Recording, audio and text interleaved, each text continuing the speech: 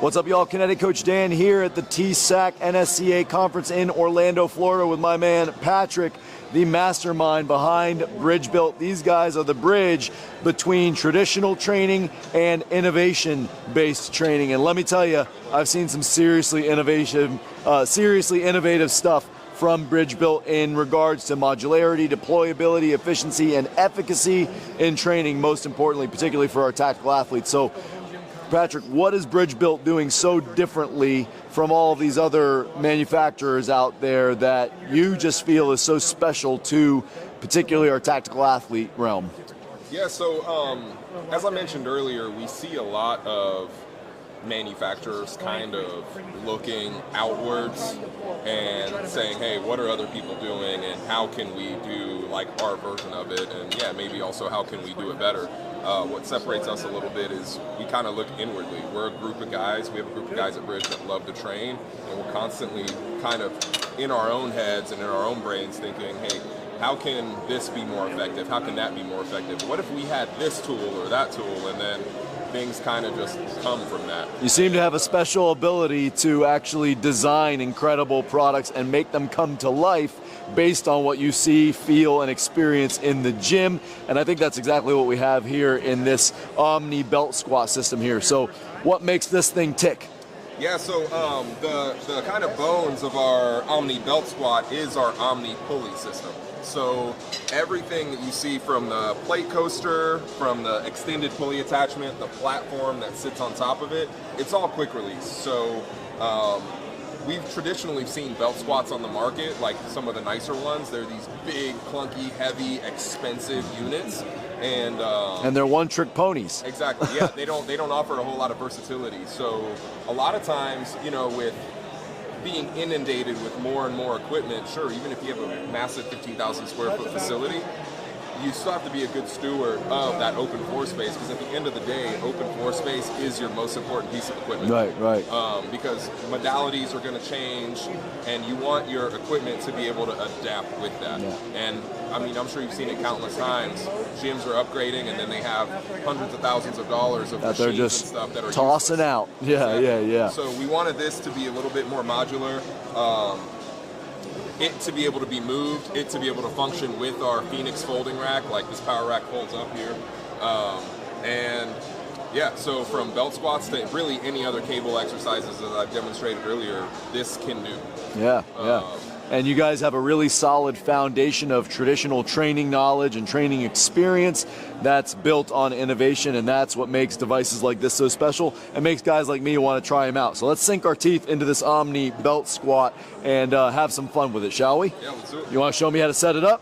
Yeah, so you got your belt here. Okay. And then you're pretty much just going to step through to the belt.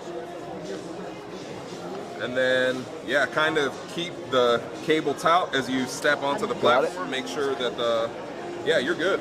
All right, we're ready to roll. Kind of lift out of the way, and then, yeah, hands go here. That's our handles. Yep. Oh yeah, that's great range there. And what's our overall loading capacity for this belt squat? So really, with this unit here, the loading capacity is limited by essentially how long the plate horn is. So we've had this up to a little over 500 pounds plus. Nice. I'd probably say closer to 700 pounds at the top. Solid. Very, very, very difficult, because we do get a 1-to-1 ratio. So, you know, we have 50 pounds in weight plus 15 for the coaster here. Right. So this is actually, you know, 65 pounds of weight that you're feeling. And we do have the option to have longer plate horns, so people want to load more weights, or, you know, some people have thinner plates. That's not a problem.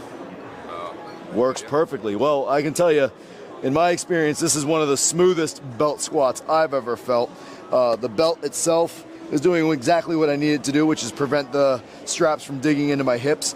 And the smoothness that you can feel transitioning from one movement to the next really does feel that much more of a step up from other belt squats I've experienced in the past. So this to me would be like the ultimate rack attachment system to add in, and I think you also get a lot more other functionality out of this platform position as well, because this would be just as good for any other step-ups, Bulgarians, whatever it is you want to do. Tremendous product you got here, man. Thanks, man. Yeah, and you know, we've seen a ton of belt squat attachments that I feel kind of compromise because they're like, oh, it's just an attachment. Right. But like here, I don't feel like we have that. Right, right. You know, we had a guy who tore his rotator cuff and tore his pec and his rotator cuff at bridge and couldn't, you know, his hand was like this for the longest time.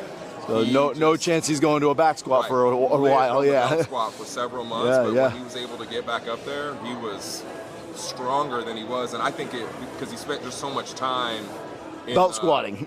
Belt squatting, but you know, more so being in spinal traction versus compression all the time. And he had some time to recover, and he's naturally a really strong dude. So no, it's been great for us. Tremendous, tremendous. Well, let's take a look at a few of your other bridge built items here. We'll unrack from the Omni belt squat and jump into some other stuff. Let's check it out, guys. All right, so we just looked at the bridge-built Omni belt squat system, and that's just one of the accessories of the foundational platform system that is this rack here. So Patrick, tell me about the rack system and what this is all about.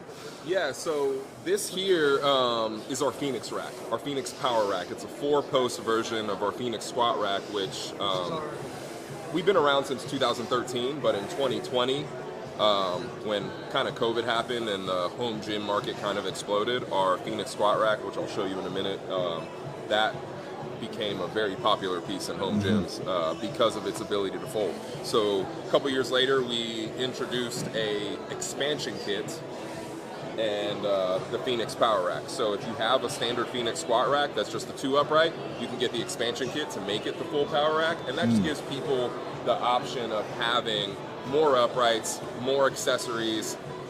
We found a lot of people like the option to be able to fold it, but they don't necessarily fold it every single time they train. But we also have customers that have this rack and fold it every single time because they're in a 1-car garage in a place like New York or San Francisco, some of these bigger cities where they, you know. I can tell you the moment you need to move stuff around your gym, you'd like it to be able to fold.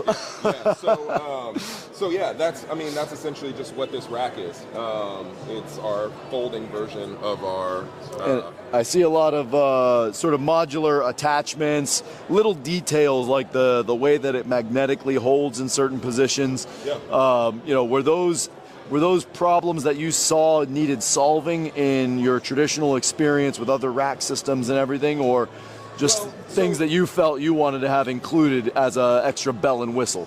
Well, you know, one big thing is, sure, like, you know, I used to train a Westside Barbell back in the day, so really gritty iron, but also at the same time, I guess you would say maybe I'm a little bit bougie and I want my equipment to be nice, I want it to look nice. So, you know, one thing, like with our magnetic pins here, you know, this is actually like an acetal shaft, and what I see on a lot of racks from some other brands, they use the standard hitch pin that has like the ball detent in it, and with that, you know, it works, and we offer that, but as kind of like an upgrade with this, it's not going to scratch. Yeah, you're not eating up your paint every time you pull the pin. Exactly. Yeah. So this is going to preserve that. It's going to keep it looking good, and just for the overall longevity of your equipment, you know, the rims of the holes. Like if you look at the rim of this hole here, it has no wear on it. Yeah. Whereas if, you know, you use like a standard detent pin, it's constantly that little ball is chewing. Before you know it, you're gonna have rust, and then that's a wrap. so you know, that's just like a lot of those little details.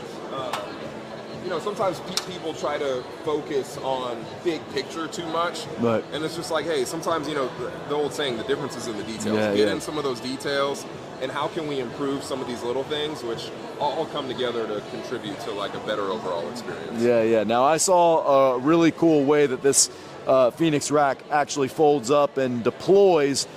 It's on wheels, so let's check out how we actually unfold the Phoenix rack and get it set up for another one of the configurations that it's capable of. Let's check it out. Yeah, let's do it. All right, guys, so this is the same Phoenix rack, just in a different configuration in its folded position. Patrick's going to show us how quickly and efficiently he can get this thing set up and ready to go for, say, a set of bench press. Let's see it. All right, so first in the back here, you know, I talked about, I guess, the negative aspect of the ball detents, but we have them right here, so we do use them in our equipment sometimes.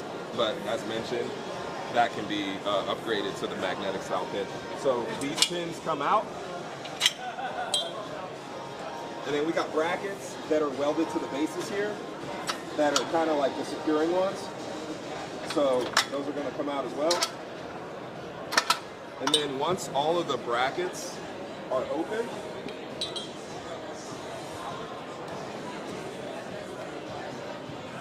I tip one side of the rack down onto the wheel side. Take that out a little bit, flatten it out. Now the rack itself is open. Once it's open, I'll take the adjustable pull-up bar.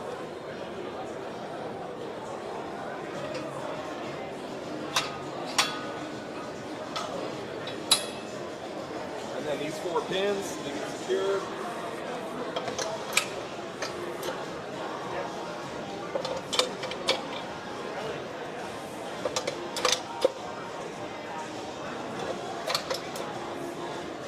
Now your rack is ready for whatever you're going to throw at it. So guys, I don't know if you were counting, but I think that was just under a minute.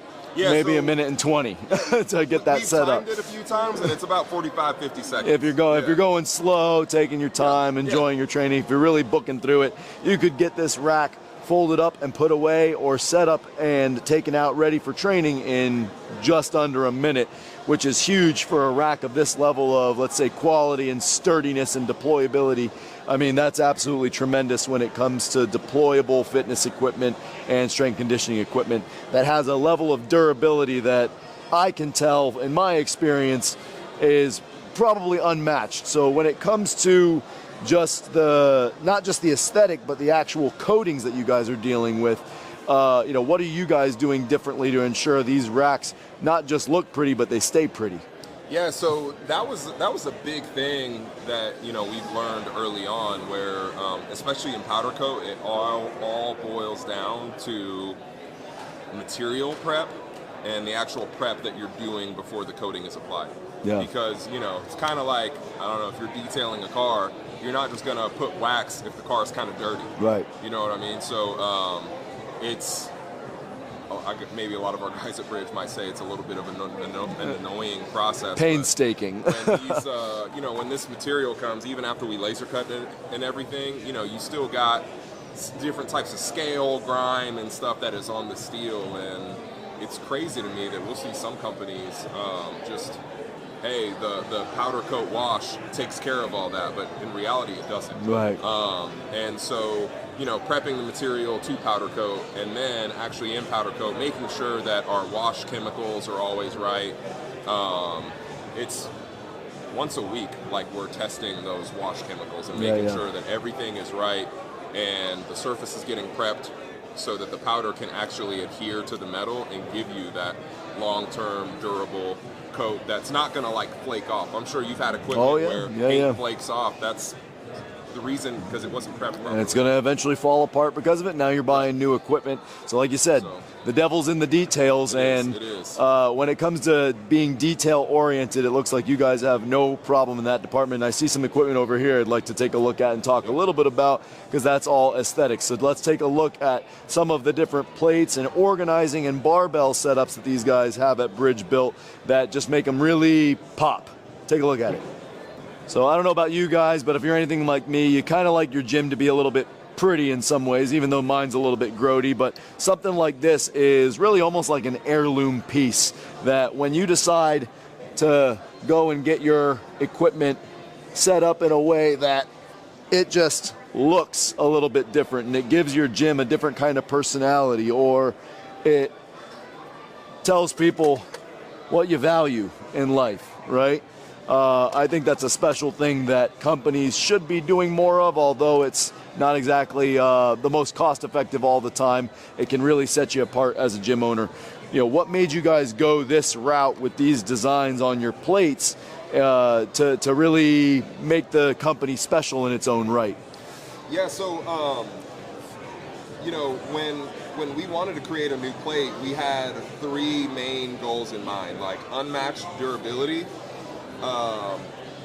unmatched customization, and something that is innovative. What is somebody not doing? Yeah. And so, you know, you've seen some of our J-hooks that have the different designs behind the transparent polycarbonate plastic. And I was like, hey, we can take this same sort of design concept and apply it to plates. And then what that allows us to do is we can essentially do unlimited layers of laser cut branding under the polycarbonate, whatever colors you want, and it really gives you, kind of like you said, an heirloom piece, a piece that stops people and makes them says, whoa, this is crazy. Yeah. And you know, we've got these plates, the tolerance down to within 0.5% on each weight, so they're better than calibrated. They actually weigh what they say they weigh. And, which is important when you're trying to progressively overload, by the way. Exactly. And, you know, from a durability aspect, polycarbonate's the same material that they use in bulletproof glass, riot shields, fighter jet windscreens, so you're not going to break this. Have you shot these with a 50 cal yet? 50 cal, no, but it's funny you say that. We have a video planned where we're going to do a step up, so we're going to start at 22. I have up to 308. Nice. And then I need to find somebody locally that has a 50 cal. Someone's got it.